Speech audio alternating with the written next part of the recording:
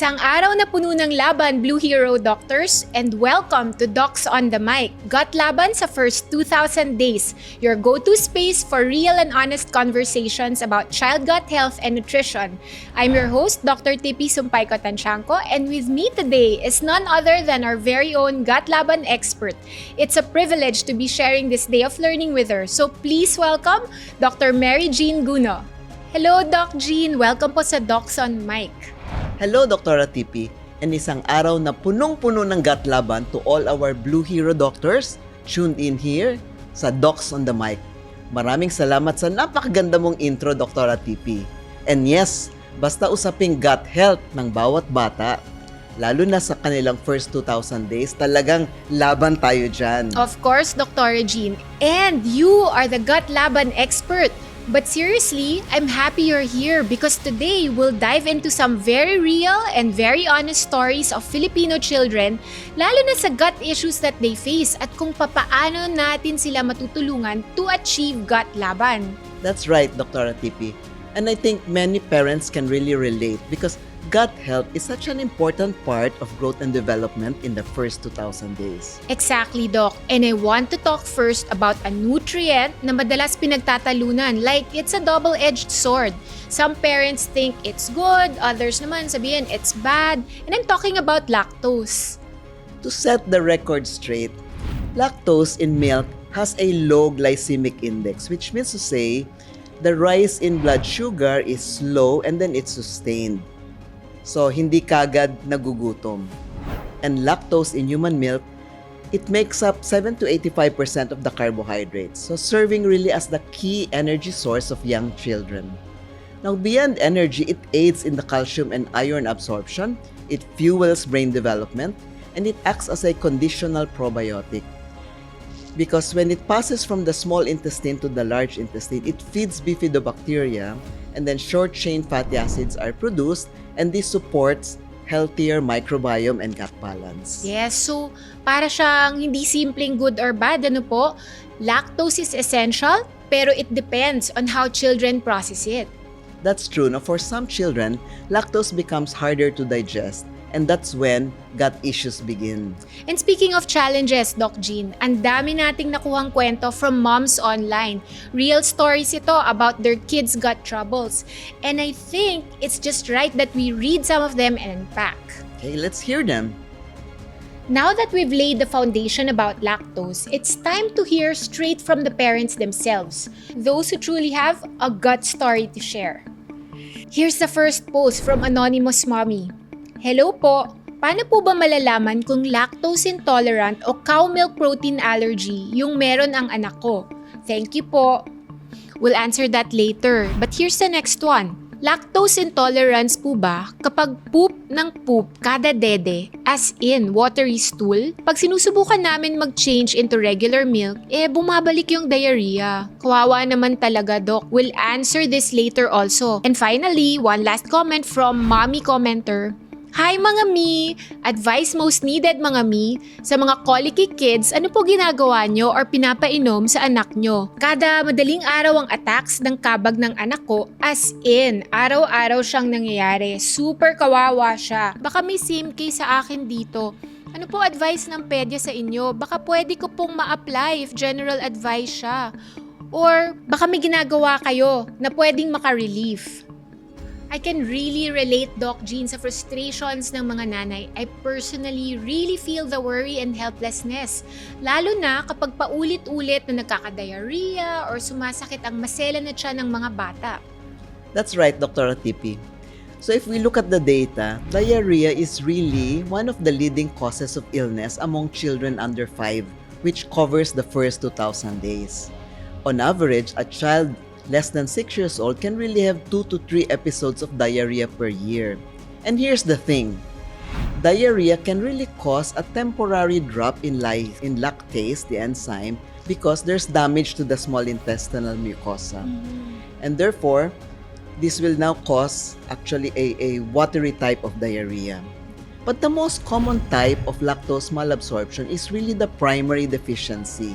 And that is when the body naturally produces less lactase after the weaning period. In fact, about 45% of Filipino children will have this type of lactose intolerance. Wow. Also within the first 2,000 days. Ang dami pala, Doc Jean, no? So, it's not just one mom's story. It's really happening across many households. So even if lactose intolerance happens after diarrhea, we shouldn't cut out lactose completely. It still supports growth. So the goal is to manage it. That's a really great reminder, Doc Jean. As doctors, we know what's really happening inside the gut. But Doc, can you further help us understand what's really going on when these gut issues happen? Surely, Dr. Atipi. So when kids have gut issues, they can feel tummy pain, bloating, rumbling, irritability, even a perianal rash on top of the diarrhea. Over time, this can really affect their growth and development, gut immunity, even brain development. But there's another tool that actually parents already have but often overlook, and that's stool observation. Sige po, lagi kong tatandaan, tignan ang diaper ng anak ninyo, no? Sige, re-remind natin sila dyan, Doc. So the consistency, the color can reveal a lot. Mm-hmm. Yellow, explosive, watery stools after the intake of lactose, that's often lactose malabsorption. Greenish stools, the gut is moving too fast, so bile was not digested, sometimes a sign of intolerance. Acidic stools, that means lactose wasn't digested well in the small intestine, got fermented in the large intestine, produced as a byproduct, acetic and lactic acid. So that fermentation makes the stool acidic, and that's why kids develop a perianal rash. Wow, that's really helpful, Doc, no? Now, let's talk diagnosis. Paano ba officially nalalaman kung lactose intolerance nga ang problema? Diagnosis can really be clinical. We look at the child's diet, symptoms, and improvement when lactose is reduced. But there are also tests to confirm. From the stool exam, the pH, if it's less than 5.3, it would suggest lactose intolerance. And then there's the hydrogen breath test, in special cases, duodenal biopsy, or the genetic testing for lactase non-persistence. Now, Doc, many parents get confused. Is it lactose intolerance o cow milk protein allergy? What's the difference po? Good question. Lactose intolerance is digestive. The body doesn't have enough lactase enzyme to break down lactose. Cow milk protein allergy, on the other hand, is immune-related. The body reacts to the milk protein itself, causing rashes, wheezing, or even more serious symptoms. But their GI symptoms can really look very similar, and that's why misdiagnosis can happen. So, kumbaga, Doc Jean, parehong gatasan involved. Pero, magkaiba ang problema at magkaiba rin ang solution. Exactly. Lactose intolerance is usually managed by reducing lactose or giving low lactose options. Cow milk protein allergy often requires really avoiding the cow milk protein entirely, shifting back to human milk, or sometimes even requiring hydrolyzed or specialized formula. That makes things a lot clearer, Doc Jean. Thank you. Okay, Doc, malinaw na sa atin ngayon.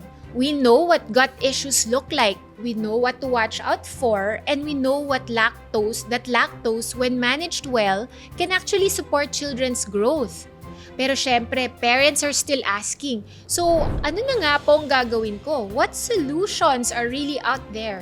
Yes, that's the big question. Management includes the use of low lactose milk, mixing milk with food, or adding probiotics like Lactobacillus reuteri, which helps produce lactase in the gut. But here's the thing, many parents will go lactose-free right away. While that seems to be safe for them, it's not really always the best. So interesting, Doc, no? So, why is low lactose better than no lactose? Simple. Lactose has benefits. So with low lactose milk, kids can enjoy those benefits without the tummy troubles. In fact, small amounts of lactose can actually help the gut adapt, shifting the microbiome and easing symptoms over time. Remember, lactose is a conditional prebiotic. It feeds good bacteria like bifidobacteria, boosts short-chain fatty acids, and supports healthier gut balance. Exactly, Doc Jean. So it's actually about balance and not elimination. And beyond lactose, gut health is really holistic. Kids need the right mix of nutrients and probiotics to build what we call gut laban. Gut laban, yes. Key players include Lactobacillus reuteri to balance gut bacteria, zinc for stronger immunity, calcium and vitamin D for bones, lysine for appetite, vitamin A for a healthy gut lining, selenium for inflammation, and protein for growth and repair. Together, they help strengthen the gut and the child from inside out. Wow, ang dami pala, Doc Jean.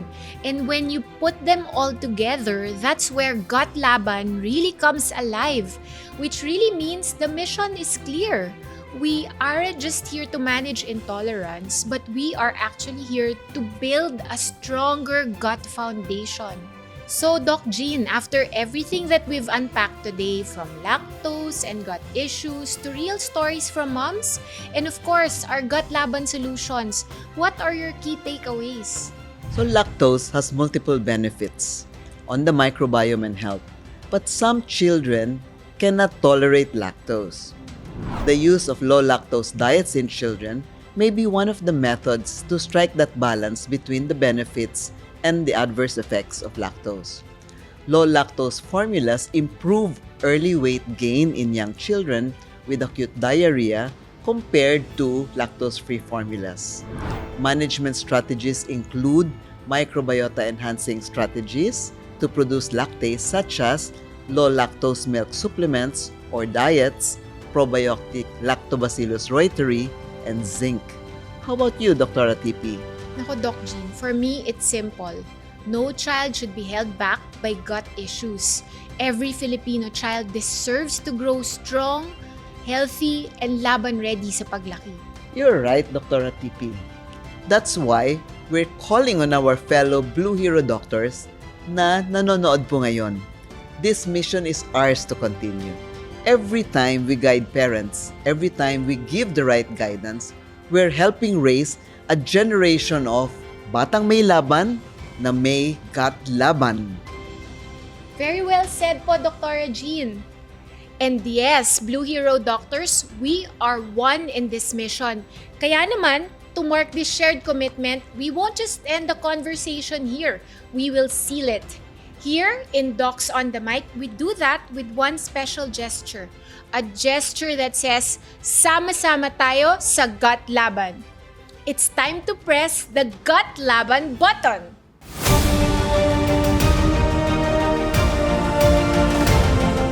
This is for every parent seeking answers and help. This is for every Filipino child who deserves to be laban ready sa paglaki. And this is for all of us, Blue Hero doctors, standing united for one gut laban. Ayun, official na. Mission sealed. The mission continues. Tuloy ang laban for every batang may laban. Alright, Doc Jean. I guess it's time to wrap up. Muli, thank you so much for joining us here at Docs on the Mic. Blue Hero Doctors, this has been Dr. TP Sumpayco-Tanchanco. And I'm Dr. Mary Jean Guno, your gut laban expert. Hanggang sa susunod na kwentuhan, Blue Hero Doctors, this has been Docs on the Mic, Gut Laban sa first 2,000 days. Maraming salamat po.